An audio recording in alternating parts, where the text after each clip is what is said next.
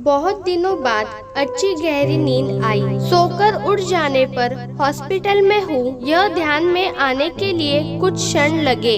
Bell बजने पर room में नर्स आई और बोली, गुड इवनिंग सर। कोई मिलने आया था क्या? नहीं, नर्स ने कहा। बड़ी देर सोया था इसीलिए पूछा। मोबाइल पर एक भी मिस कॉल या मैसेज नहीं आया था। अभी कैसा लग रहा है? नर्स बोली, प्रचंड बोर हो गया हूँ। 3 दिन में वह प्यून अंकल को छोड़कर दूसरा कोई भी मिलने नहीं आया। सब के सब इतना भी क्या बिजी होंगे, अपना कोई हॉस्पिटल में है, इसकी कोई चिंता है कि नहीं? नर्स बोली। पर मैंने कुछ जवाब नहीं दिया उसे। सॉरी, मैं जरा ज्यादा ही बोल गई। नर्स बोली, जो सच है वही तो बोल रही हो आप, मैंने कहा। ब्लड प्रेशर चेक करते समय तो 2-3 टाइम सॉरी बोलकर नर्स चली गई। वैसे नर्स का बोलना मन को लगा। 2 शब्द बोलने के लिए नजदीक कोई नहीं था, प्यार से बोलने वाला कोई नहीं था। बहुत बुरा लगता था। एकदम से रोना आ गया। मन भर आने के बाद शर्ट की स्लीव से आंखें पोंछी। सर में विचारों का पंखा जोरों से घूमने लगा। अस्वस्थता बढ़ी। आज मुझे किसी चीज की कमी नहीं है। बड़ा बंगला, फार्म हाउस, 3 गाड़ियाँ, बहुत सारा बैंक बैलेंस, सोशल स्टेटस सब है, तब भी मन शांत नहीं है। किसी की तो कमी हो रही है। हर कोई स्वार्थी होता है। मैं काफी होशियार, चालाक और बुद्धिमान, लेकिन दुराग्रही स्वभाव की वजह से कभी भी किसी को पसंद नहीं आता था। मुंहफट था, इस वजह से ज्यादा दोस्त नहीं थे, और जो थे वो भी दूर चले गए थे। पत्नी को भी दोस्त नहीं बनने दिया, उसे हमेशा अंतर पर रखा। सांसारिक और शिशु की गृहस्थी होते हुए भी हम में दूरियां हमेशा थी। पैसों की वजह से बुढ़ापे में माँ पापा के मन को भी बहुत दुखाया।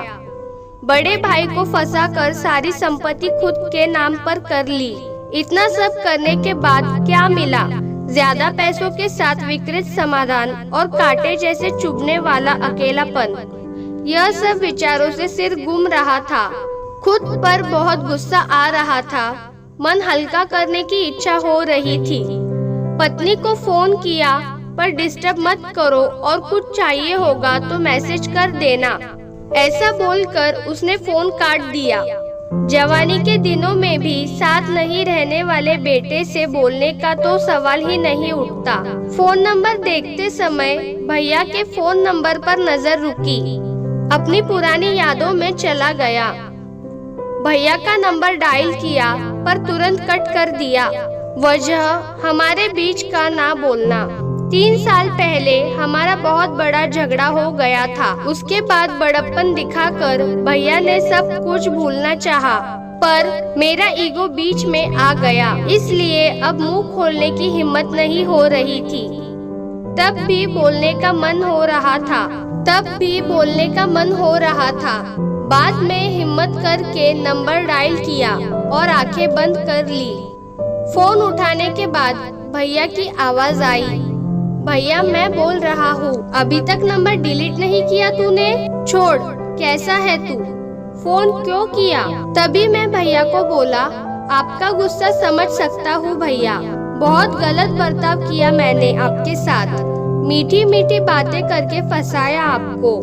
मन में जो भी था सब धार धार बोलने लगा। तभी भैया बोले, मुद्दे की बात बोल, गड़े मुर्दे मत उखाड़। हमारे बीच अब कुछ भी नहीं बचा।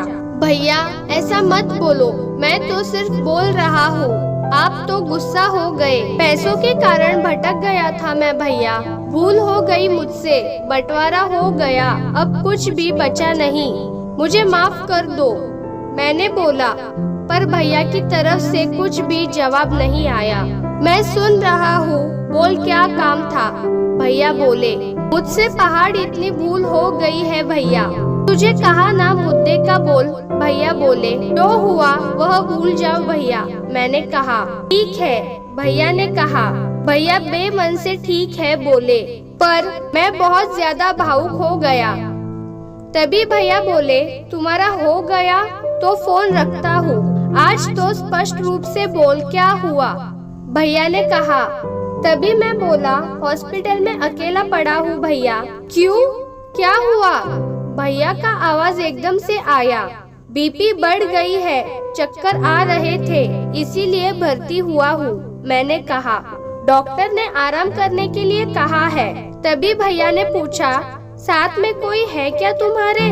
कोई भी नहीं, मैंने जवाब दिया। दिन में 2-3 बार पत्नी और बच्चे वीडियो कॉल करके अपना कर्तव्य निभा रहे हैं। जो बोया वही पा रहा हूँ। मैंने उनके साथ भी ऐसा ही किया था। कभी भी प्यार के 2 शब्द बोले नहीं, सिर्फ व्यवहार देखा। स्वार्थ के लिए रिश्तों को इस्तेमाल किया और तोड़े भी। अकेलेपन से आंखें खुल गई।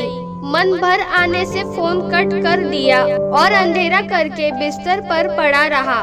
कुछ देर बाद नर्स आई। लाइट लगाकर हाथ में कागज में कुछ रखा था, वह नर्स ने मुझे दिया।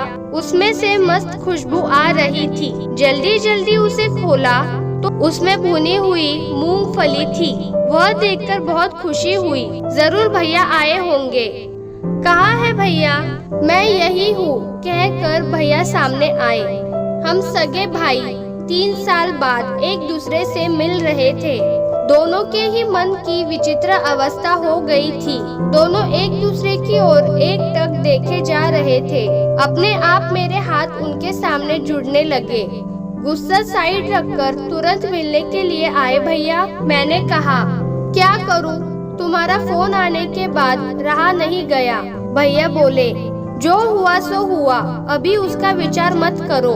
आपको गुस्सा नहीं आया भैया? बहुत आया, पर आज तुमसे बात करने के बाद पूरा का पूरा गुस्सा बह कर चला गया। भैया ने कहा, तुम्हें पसंद भुनी हुई मूंगफली ले ली और जल्दी यहाँ आ गया। भैया, मैं आगे कुछ बोला नहीं। भैया ने सर पर प्यार से हाथ फेरा, तब बहुत शांत लगा। गुस्सा कभी भी रिश्तों से ज्यादा बड़ा नहीं होता। पुरानी बातों को चिपक कर रहने का दर्द खुद को ही ज्यादा होता है। एक बात हमेशा ध्यान में रखें, हमारा रिश्ता मतलब फेविकॉल का जोड़। भैया बचपन में देते थे, वैसे ही मूंगफली के दाने छिलकर मुझे दी और मुझसे बातें करने लगे। वह भुने हुए दाने का स्वाद अफलातून था। अनजाने में कचरे के डब्बे पर ध्यान गया। उसमें मूंगफली के छिलके की जगह मेरा ही ईगो मुझे दिख रहा था।